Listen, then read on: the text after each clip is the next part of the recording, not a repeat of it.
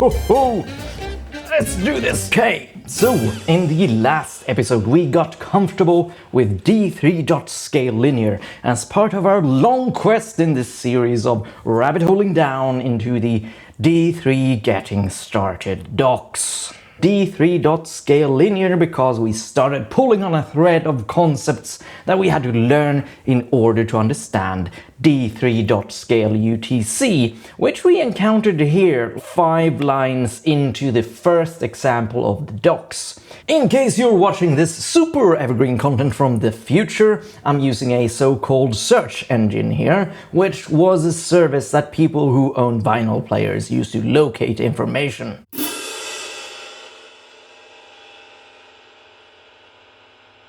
Time scales are a variant of linear scales that have a temporal domain. Domain values are coerced into dates rather than numbers. Okay. And invert likewise returns a date. So this implies that scales have an invert functionality, which we haven't used before, but we might try that out in this episode. Timescales also implement ticks based on calendar intervals, taking the pain out of generating accesses for temporal domains. This is starting to sound like too deep waters, too early for my taste, so I'm gonna backtrack a little bit up the rabbit hole here into the specifics of the scale UTC function here. So we read the docs here.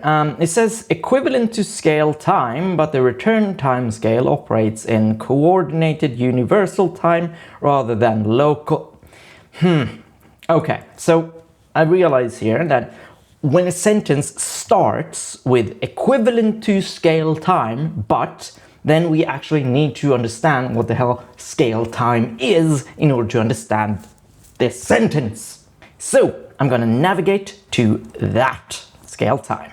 So you see here, like a scale time, you pass in a domain and range. That's concepts that are familiar to us from the last episode. This call here, like it even looks like the call to scale linear, really. Let's say like here, scale linear.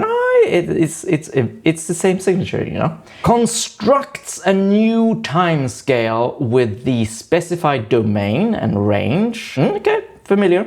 And it goes on, the default interpolator and clamping disabled. Okay, screw clamping. Let's stay here on default interpolator. I mean, I kind of think I know what interpolation is. I mean, do I really? I'm not so sure. And I certainly don't know what the default interpolator is. And it's really strange here in the docs. Like you see here, like there's a space here in between the links. So I guess that this links to the specific concept, or like this is the fallback interpolator. I'm assuming that interpolator links to presumably the general concept of interpolation, and default interpolator links to whatever a default interpolator is. What do I click on here? Which fork in the road is the next step? The general thing or the specific thing? If you find yourself indecisive, and more information gathering would just make you more indecisive, it's wise to fall back on a completely arbitrary heuristic, such as going from left to right. Doing that, well, we're clicking on default interpolator. Then we end up on this page, the docs for D3.interpolate, which I guess is the default interpolator. And it interpolates between A and B, I guess.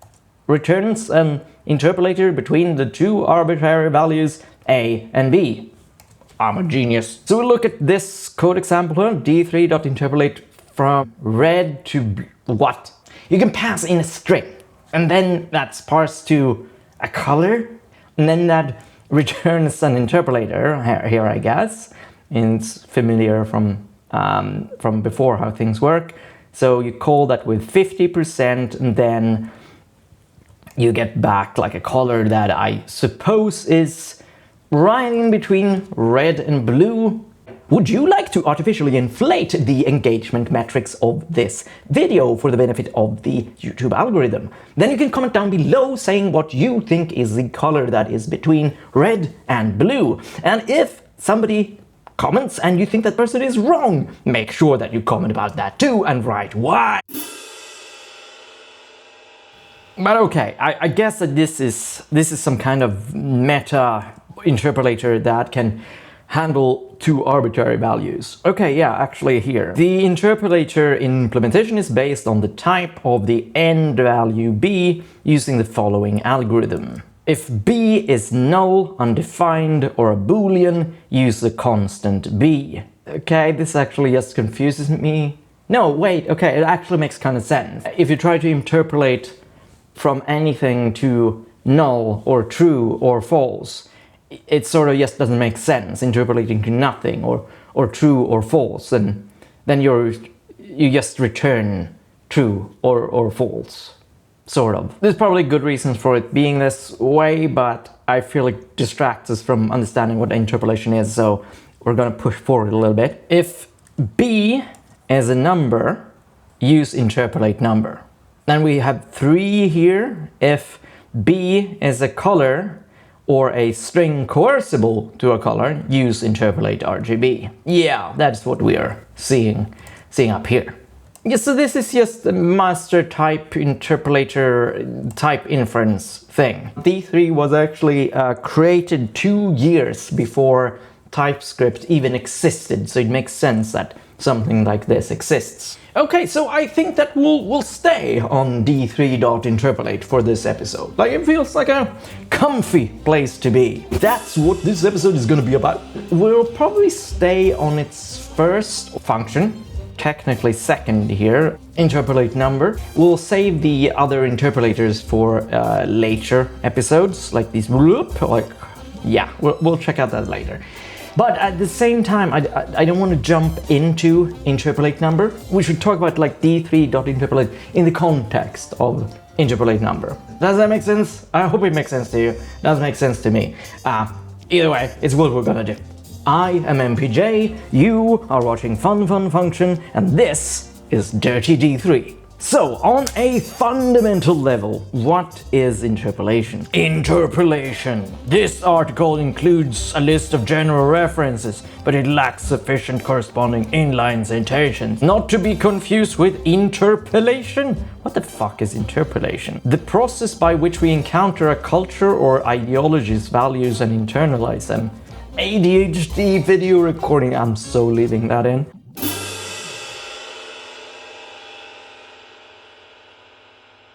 Anyway, in the mathematical field of numerical analysis, interpolation is a type of estimation. Wow, cool!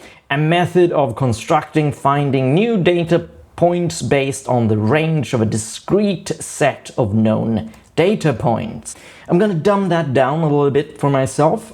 In math, interpolation is a type of estimation, a method to dream up new data points based on an existing range of data points. So that's the definition, but what is it? What does it mean? Interpolation, it's something that our brains do naturally, all the time, without us even realizing it.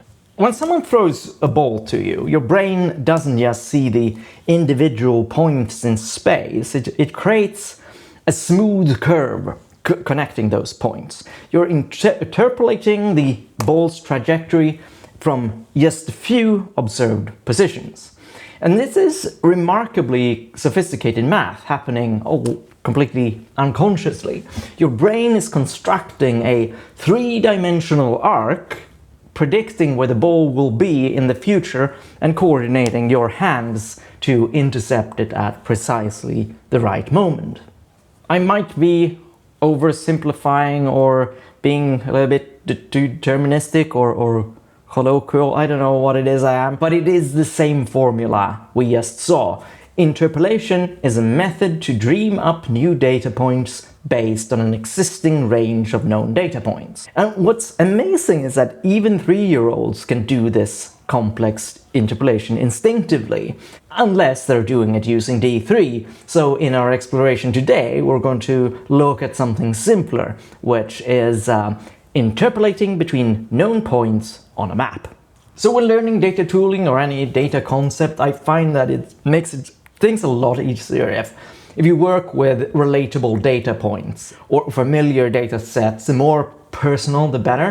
So I'm gonna tell you a story about an awesome commute I had back in my 20s, and I urge you to replace these things with your own examples if you have one. Back then, in my 20s, I lived in Uppsala, which is a city north of Stockholm.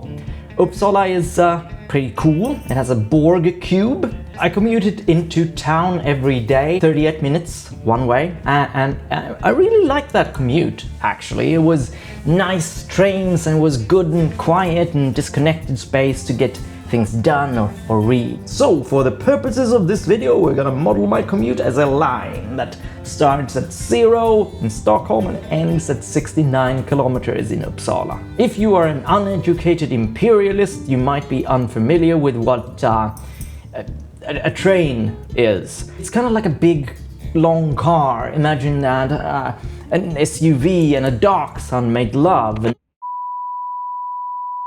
0 and 69. This is our range of data points. 2 points, 0, 69, a start and an end point. Now, if I ask you to tell me how long halfway to Uppsala is, you can kind of easily do that. But I want to point out I want to point out that we don't actually have a data point in the middle of our range. And that's amazing. Just think about it. We have 0, we have 69, and then I ask you, what is in the middle? If your intuition works like mine, it's so strong that it feels like there is a midpoint there. It's the same feeling I get when I experience closure in a comic book. This is from Understanding Comics. It's like an absolutely amazing book. But either way, the point is, that data point is not a fact. The two numbers around it are facts, and we use them as reference points to find a midpoint. And that, on like a higher level, is at least my interpretation of interpolation. But let's get practical. Let's break out D3 and write some actual logic. Or wait, actually, let's do that in the next episode, because we are committed to keep these episodes bite-sized. And you can continue to that episode right here. Or maybe you feel like taking a well-deserved break from learning D3, and then you might want to consider this recommendation that has been hand-selected by me, 0% algorithm, free human range, hands-picked. Whichever you choose, do remember to stay curious.